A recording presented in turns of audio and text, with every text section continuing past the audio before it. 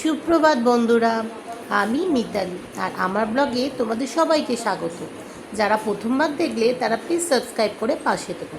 সকাল সকাল ওড়না টোন্না বেঁধে চলে আসলাম বাজারে, কারণ যে পরিমাণে রোদ উঠছে ওড়না না বাঁধলে অসুবিধা। বাড়ি এসে দেখি মা লুচি বানাচ্ছে, মানে আটা মাখছে। তারপর আমি লুচিটা ভেজে দিলাম, লুচি আর ঘুগনি আজকের ব্রেকফাস্ট।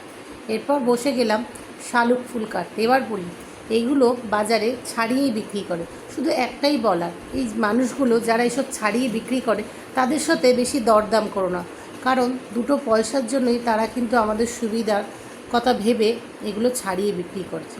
তাদের আমরা পয়সা দিলে হয়তো তারা একটু মাছ কিনে খেতে পারে। তাই যাই হোক, সবার সাথে দরদাম করলো, এই মানুষগুলোর সাথে দরদাম করো না।